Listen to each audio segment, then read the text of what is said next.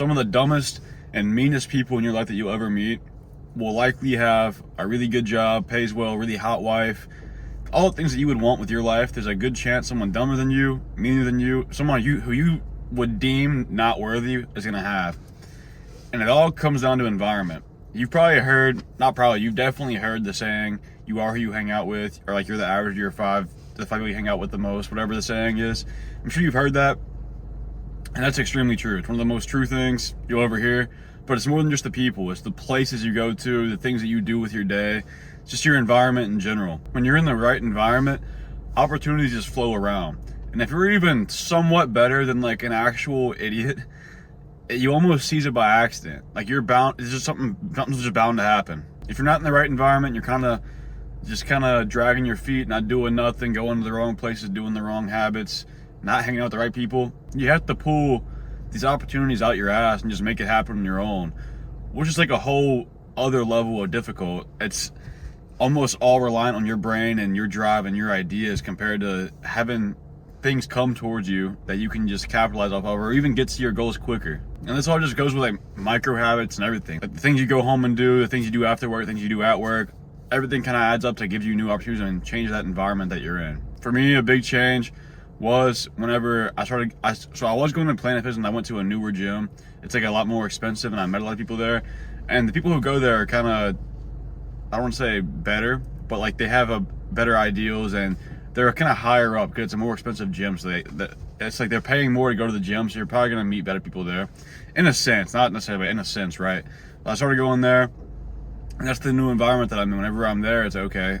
It makes me feel like I have something to live up to, and I'm meeting people who are in all these different industries who can help me get connections there. It's just building my network through people who are of higher status, basically. So I have more opportunities through that. The things I eat are also part of my environment. I try to eat a very healthy diet, and that changes how I feel throughout my day. That changes the way I interact with everything. I have higher energy. Just the way I interact with my day and the amount of effort I put into things, it creates more opportunities, creates new people I get to meet. It's like so many different aspects that it goes into, and I don't know, it just takes you a long way, especially even with your personality. That's where the average of the 5 friends comes into play.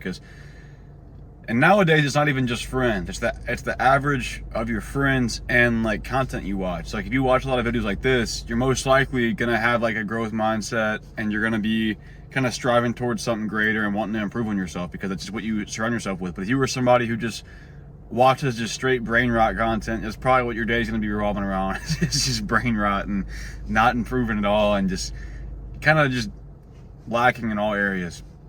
Nothing's going to come from that. So it's good to watch videos like this, not even necessarily me, just educational type of stuff, because that's what you're that's kind of what you're putting into your own personality and your own life. And then whenever it comes to your friends, you're going to pick up on things your friends do. And you've been doing it your whole life. Maybe not even your friends, people you're around with a lot, so your parents, your family, and your friends. Whoever you're around with the most are going to pick up on small things. They're going to be planting small seeds in you, and it's going to interact in your real world whenever it starts sprouting. So being aware of your current environment and knowing the things you need to tweak, or even just like maybe you're in a bad environment right now, but you're okay with it. You're not trying to worry about it, but just knowing that you need to change that whenever you are ready to get back out of that rut. That's like the small things you need to do. Like I had this one really weird, it's so weird. It's like a really small micro habit that I do. I have a pretty big bed, and whenever I'm sleeping on the right side of my bed, I'm usually in a bit of a rut. It's really weird. So whenever I'm sleeping, and it's like subconscious, I don't do it on purpose, but whenever I'm sleeping on the right side, I'm in a bit more of a rut. I'm not doing the things I should be doing as much or as intensely.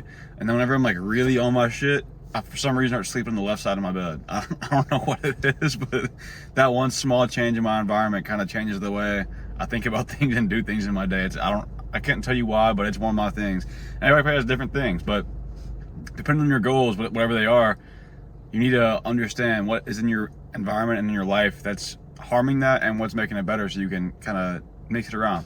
But yeah, if you got any value from this video, I appreciate you subscribe. Besides that, see you in the next one.